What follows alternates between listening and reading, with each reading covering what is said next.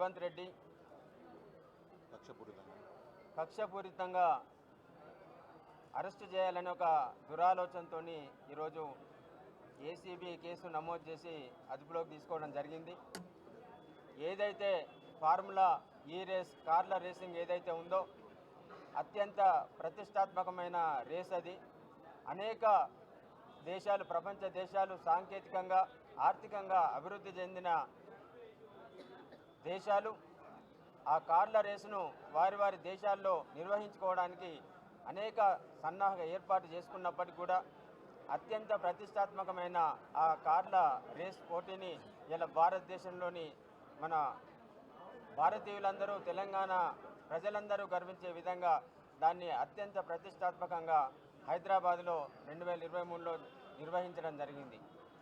24లో నిర్వహించాలనే నిబంధన ఉన్నప్పటికీ అధికారంలోకి అడ్డదారిలోకి వచ్చిన రేవంత్ రెడ్డి అన్నింటినీ కూడా ఒక కక్షపూరితంగా చూసి కామెర్లున్న కంటికి ప్రతిదీ కూడా పచ్చగానే కనిపించినట్టు ఒక నేరపూరిత ఆలోచన ఉన్న, దుర్మార్గపు ఆలోచన ఉన్న ముఖ్యమంత్రి రేవంత్ రెడ్డి అడ్డదారిలో డబ్బు సంచులతోని ఎమ్మెల్యేలను కొని పచ్చ పార్టీ నాయకులకు పాద పూజ చేసి బూట్ల పూజ చేసిన రేవంత్ రెడ్డికి తెలంగాణ ప్రతిష్టను ఎట్లా పెంచాలి, తెలంగాణ రాష్ట్రాల ప్రజల పురోగతిని ఎట్లా ముందుకు తీసుకెళ్లాలనే ఆలోచన లేని ముఖ్యమంత్రి రేవంత్ రెడ్డి ఇలా ఒక దుర్మార్గమైన ఆలోచనతో కేటీఆర్ గారిని ఈ కార్ల రేసింగ్ పోటీలో అంటే తప్పుపట్టే విధంగా ఒక కేసులో ఇరికించాలనే ఆలోచనతో ఈరోజు విచారణకు తీసుకెళ్లడం జరిగింది.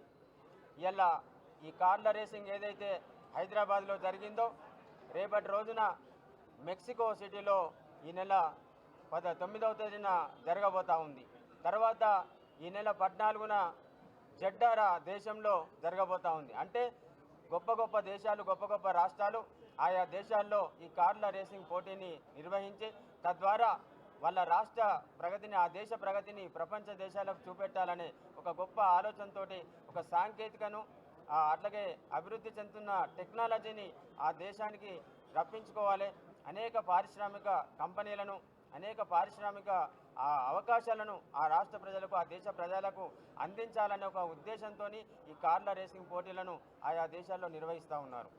కానీ దురుద్దేశపూరితంగా ఈరోజు ఆరోపణ చేసి కేసు పెట్టి ఇలా ఎట్లయితే కేటీఆర్ గారిని జైలు వేయాలి, ఎట్లయితే ఈ ప్రభుత్వాన్ని, భారత రాష్ట్రంకి పార్టీని బదనాం చేయాలనే ఒక ఆలోచనతో దుర్మార్గంగా నిర్వహిస్తూ ఉన్నారు.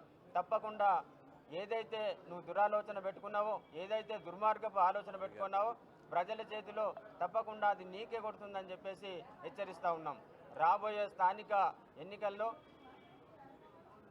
కాంగ్రెస్ పార్టీకి అవమానం తప్పదు, కాంగ్రెస్ పార్టీకి ఘోరమైన ఓటమి తప్పదనే ఆలోచనతో ఇలా స్థానిక ఎన్నికలలో గ్రామ పంచాయతీ ఎన్నికలు కావచ్చు, మండల పరిషత్ ఎన్నికలు కావచ్చు, జిల్లా పరిషత్ ఎన్నికలలో ప్రజల చేతిలో చీత్కారం తప్పదు. ఇలా రైతులను మోసం చేసిన పార్టీ కాంగ్రెస్ పార్టీ, ఇలా తెలంగాణ ఆడబిడ్డలను మోసం చేసిన పార్టీ ఇలా కాంగ్రెస్ పార్టీ, ఇలా తెలంగాణలోని ప్రతి కుటుంబాన్ని మోసం చేసిన పార్టీ, విద్యార్థులను కావచ్చు, ఉద్యోగులను కావచ్చు మోసం చేసిన పార్టీ కాంగ్రెస్ పార్టీ. అట్లాగే మోసం చేసిన ముఖ్యమంత్రి, అబద్ధాలు చెప్పిన ముఖ్యమంత్రి ఇలా రేవంత్ రెడ్డి. కాబట్టి ఈ ఎన్నికలలో ఎట్లాగైనా గెలవం అనే ఉద్దేశంతో కాంగ్రెస్ పార్టీ ఇరుకున పెట్టాలి, బదనాం చేయాలి బీఆర్ఎస్ పార్టీని అనే ఉద్దేశంతో కేటీఆర్ గారిని ఈ కేసులో ఇరికించడం జరిగింది. తప్పకుండా ఏదైతే బెయిన్రో అంతే దాన్ని ఏమంటారు కడిగిన ముత్యం లాగా మళ్ళీ కేటీఆర్ గారు బయటకు వస్తారు. ఈ ఆరోపణలన్నీ కొట్టివేయబడతాయి. బీఆర్ఎస్ పార్టీ అట్లాగే గౌరవనీయులు కేసీఆర్ గారు మొదటి నుంచి కూడా న్యాయస్థానాలను, న్యాయాన్ని నమ్మే పార్టీ బీఆర్ఎస్ పార్టీ. తప్పకుండా న్యాయస్థానం ఎదుట నిర్దోషిగా నిరూపింపబడి కేటీఆర్ గారు కడిగిన ముత్యంలాగా వస్తారు. రేవంత్ రెడ్డికి చెంపబెట్టులాగా తప్పకుండా రాబోయే ఎన్నికలలో అన్ని స్థానిక సంస్థల ఎన్నికలను బీఆర్ఎస్ పార్టీ భారీ మెజార్టీతో గెలిచి ప్రజల చేతిలో గుణపాఠం చెప్పే రోజు వస్తుందని చెప్పేసి మేము చెప్తా ఉన్నాం. భారత రాష్ట్రం పక్షాన